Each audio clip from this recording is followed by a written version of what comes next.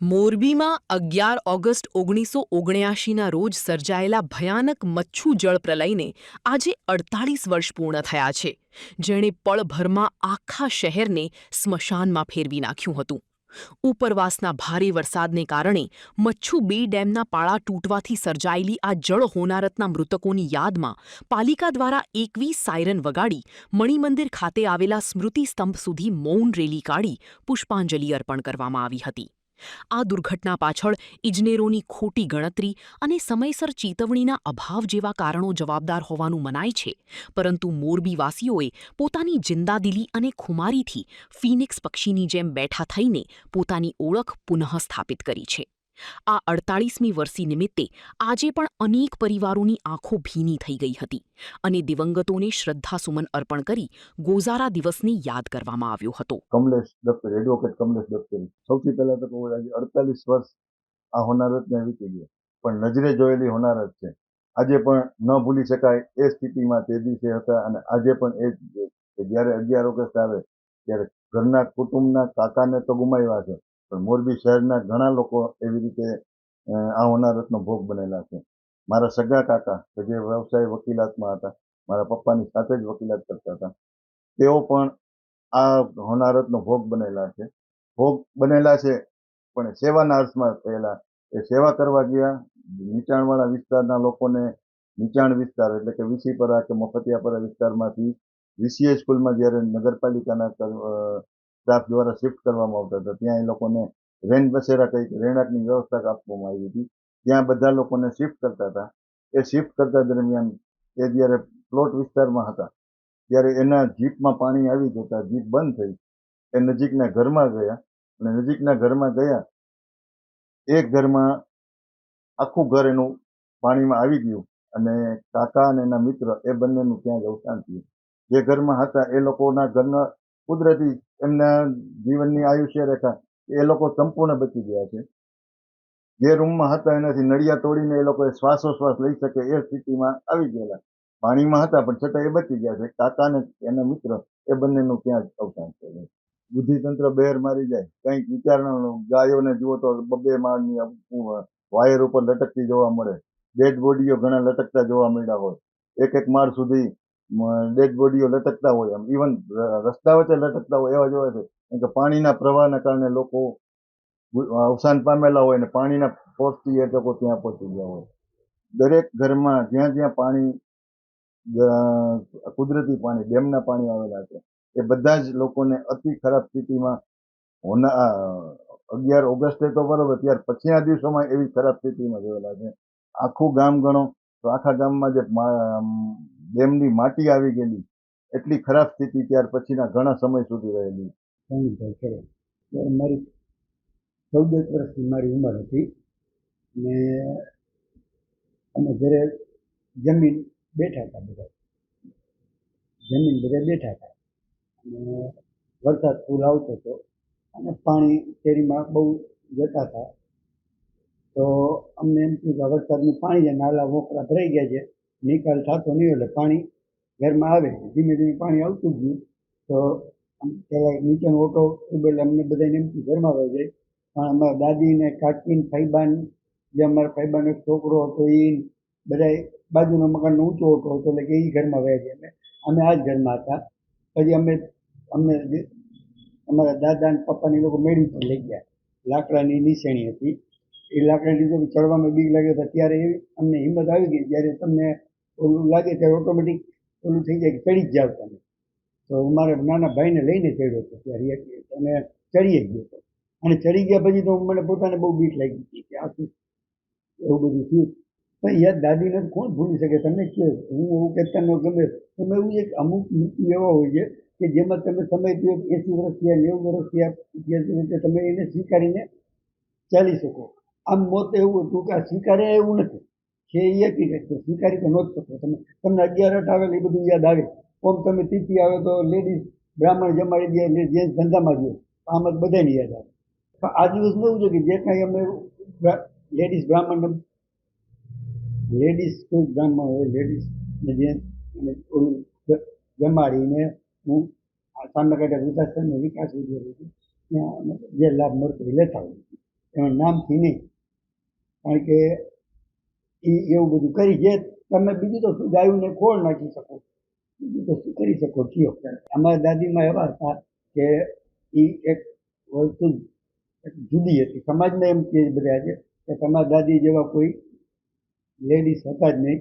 એ અમે હું ગમે એવા તોફાન કરતા, અત્યારે 14 વર્ષ પહેલાં આપણે તોફાન તો કરતા હોય, સ્કૂલ જવામાં એ આનાકાની કરતો ત્યારે ત્યારે એવું હતું, એક રાઠી શાળા ભણતા એક જ સ્કૂલ હતી સારી એ જમાનામાં, મોરબીમાં ગણો તો રાઠી શાળા તો સારામાં સારી.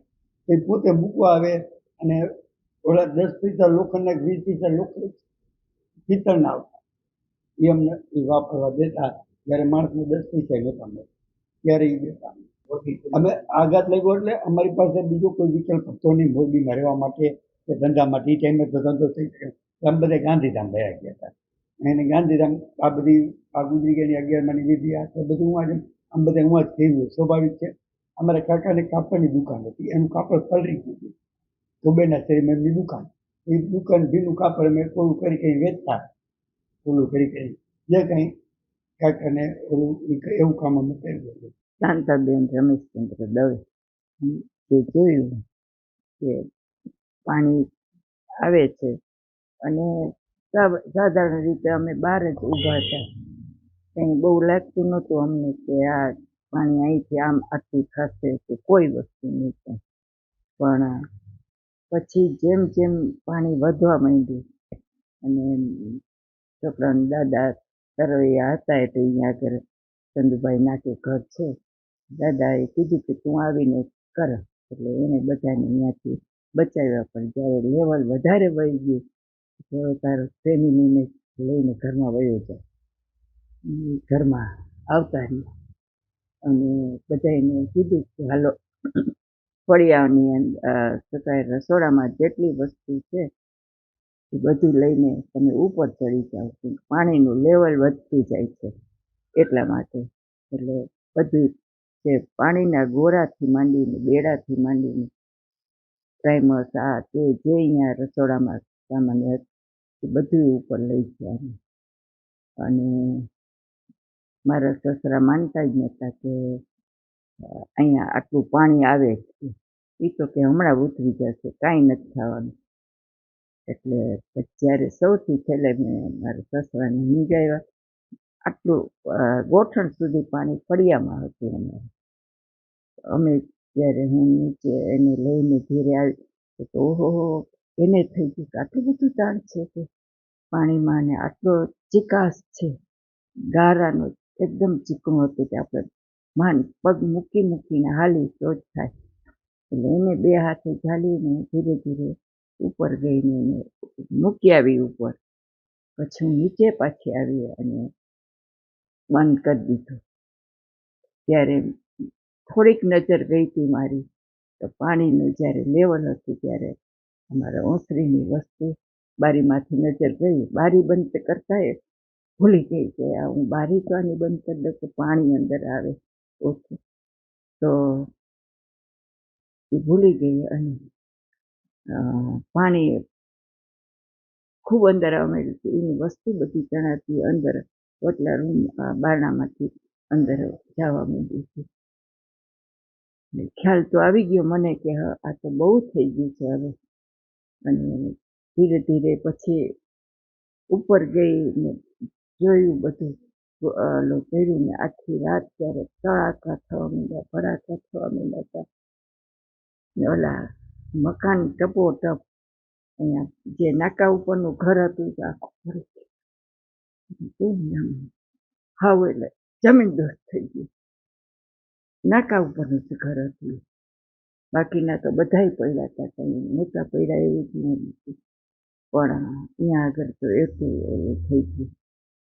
પણ આ ગાર માટીનો જે આગળના હશે એટલે મેં કીધું તમે આ શું કહે દાદા આના જયેશના પપ્પાને કીધું, મેં કીધું તમે આટલી બધી શું ચિંતા કરો છો, કે તને ખબર નથી આપણો એક માળ જશે ને આખું ઘર પડી જશે. કેમ કે ઉપલો માળ લાકડાનો હતો, લાકડા નળિયા દેશી, એટલે એ તો કે અંદર જાય નીચેનો બેસે એટલે બધું થઈ જાય.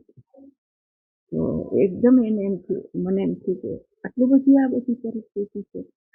મને એટલો બધો અંદાજ નહોતો આવ્યો કે આ પાણીનો આટલો મારો આટલો હોય ત્યાં. ને શું થયું છે થોડીક વાર તો મને ખબર જ નહોતી પડી કે આ ડેમ તૂટ્યો છે માટે આ બધું થયું છે.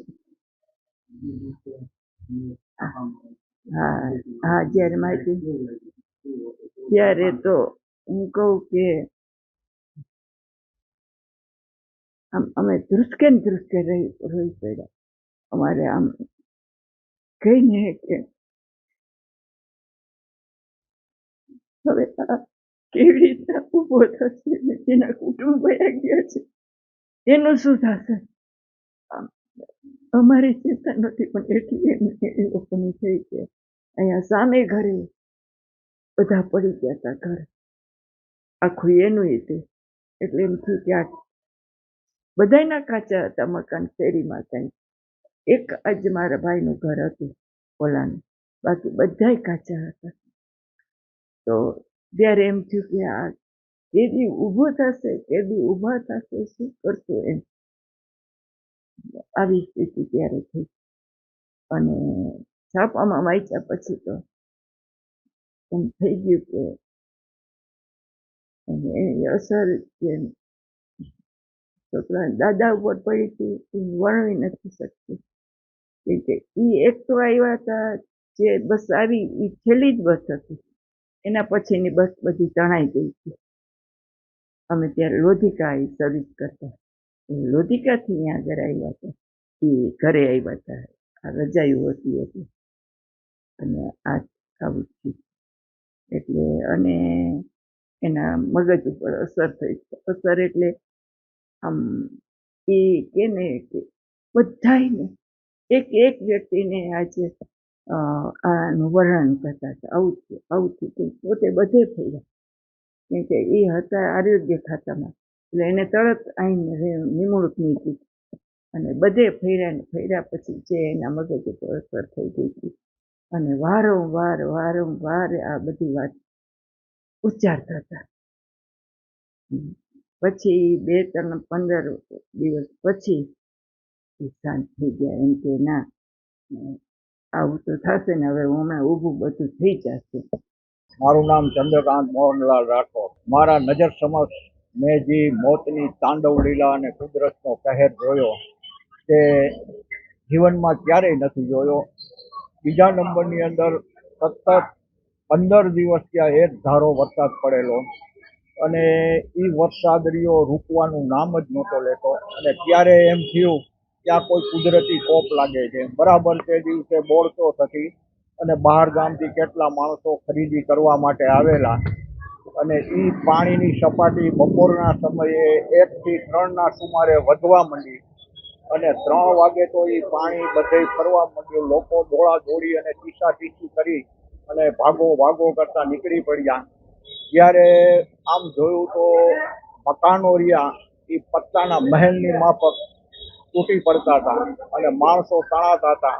અહીંયા એક અમારે દરબાર સરબતવાળા હતા, એ પોતાના શેરીમાંથી તણાણા અને GR રેલવે સ્ટેશનનું સિગ્નલ છે એ શંકરાશ્રમ પાસે, એના ઉપર આખી રાત એને કાઢેલી. અને એ પોતે કહું છું, જ્યારે એને વાત કરી ત્યારે બધું સાફ થઈ ગયેલું. અને જીવનની અંદર આ દુર્ઘટના છે એ મોરબી વાસીઓ ક્યારેય પણ ભૂલશે નહીં.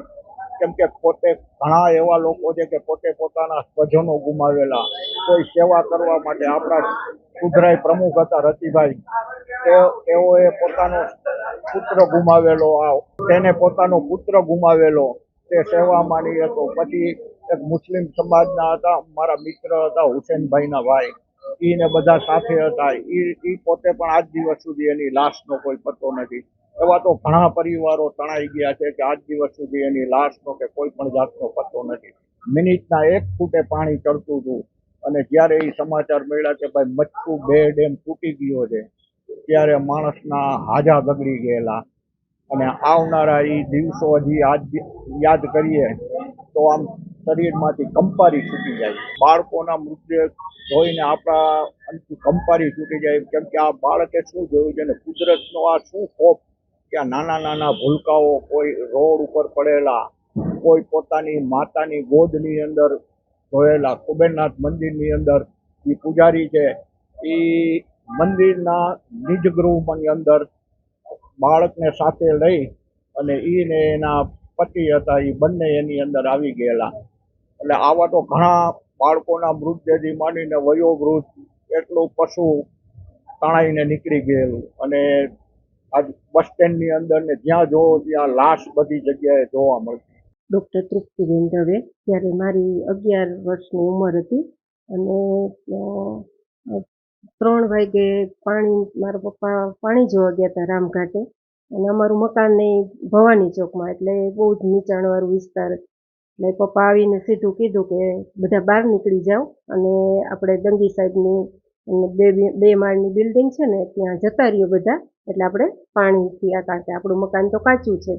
એટલે અમે એકદમ બી ગયા પાણી જોઈને જ. એટલે અમે 2 ભાઈ બહેન, હું ને મારો મોટો 2.5 વર્ષ મોટો છે મારાથી, એ ભાઈ બે એના ભાઈબંધને ત્યાં વયા ગયા 3 ઘર મૂકીને.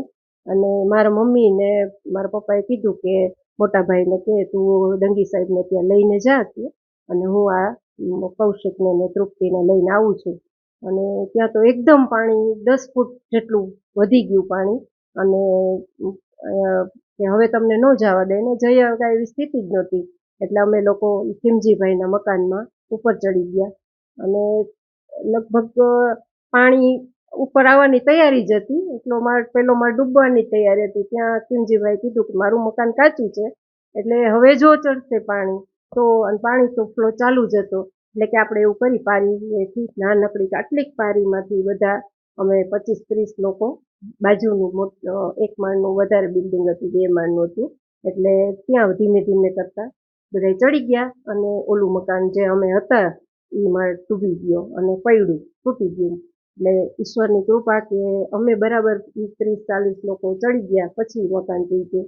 એટલે ભગવાને અમને બચાવવા હશે. અને છેલ્લે તો 35 ફૂટ જેટલું પાણી આવી ગયું. અને સામે બધા મકાનો, મારી સામે મનુભાઈનું મકાન હતું, બાજુમાં હતું ઈ મકાન પડી ગયું, બધા ગઢની રાંગ પડી ગઈ, બધું પડતા જોતા હતા અમે ઉપરથી કે હવે શું થશે, હવે જો પાણી ચડશે, કારણ કે પાણી હાથમાં આવે એટલી સ્થિતિ, 2 માળે ડૂબી ગયા હતા. અને પાણી કે હવે જો ચડશે પાણી તો આવી જશે મકાન. એટલે છેલ્લે મારા પપ્પા કે હું તમને ગમે એમ કરીને મારાથી જેટલો બનશે એટલો પ્રયત્ન અમે કરશું, બાકી તો આપણે જોઈ જ છીએ કે એટલું કરુણ દ્રશ્ય હતું કે આજે પણ 11/8 આવે છે ત્યારે કરુણ દ્રશ્ય સામે આવે છે કે બાળકો પડતા, તરફડિયા મારતા, બચાવો બચાવોની રાડું પાડતા હોય. અને સામે એક મકાનમાં તો એવી સ્થિતિ હતી કે ઈ 3 જણા હતા અને નાનું છોકરાને તેડીને એની માં આગળ જાય તો અહીંયાથી મકાન પડે, વાંકું વળે, વળી આમ જાય તો વચ્ચે ચંદન ગો. એટલે ઈ પડ્યું મકાન. અને ઈ તો અમારી નજર સામે એનું મૃત્યુ અમે જોયું. અને આવા અનેક લોકોના મૃત્યુ નજર સામે જોયા. ને પછી પાણી ઉતર્યું, લગભગ 6 વાગ્યા પછી પાણી ઉતરવાનું ધીમે ધીમે ચાલુ થયું. એટલે નિરાશ થઈ કે હાશ, ભગવાને આપણી પ્રાર્થના સાંભળી અને હવે કદાચ આપણે બચી જશું. અને પછી નીચે આવ્યા તો નીચેનો માળ તો હાવ તૂટી જ ગયો. તો માંડ બેસી ગઈ. એક સાઈડ બધા અમે 25-30 લોકો બેઠા રહ્યા. અને વહેલી સવારે કે હવે આપણે તાર મમ્મીને અને ભાઈને ગોતવા નીકળી. ખબર નથી પહોંચ્યા હશે કે નથી પહોંચ્યા. આપણે 3 સુરક્ષિત છીએ. એટલે અમે લોકો દંગી સાહેબને ત્યાં પહેલા ગયા તો મમ્મી અહીંયા રાહ જોઈને જ બેઠા હતા કે હિમાંશુભાઈ નથી પહોંચ્યા. એટલે કીધું હિમાંશુભાઈ તો તમને તેડવા આવ્યા હતા. એટલે તો ડૂબી જ ગયા હોય, આટલા પાણીમાં બચી જ ન શકે. અને મારા પપ્પાએ એના ભાઈબંધને ફોન કર્યો કે વિશુભાઈ તમે બધા સુરક્ષિત છો ને, અમારે હિમાંશુનો પત્તો નથી, બાકી અમે બધા તો 4 અત્યારે જીવિત છીએ. એટલે હિમાંશુ તો અહીંયા જ છે અને તરતો અહીંયા પહોંચી ગયો હતો. એટલે ઈશ્વરની કૃપાથી અમારું ફેમિલી બચી ગયું. પણ આજે પણ એ દ્રશ્યો મગજમાંથી નથી જતા.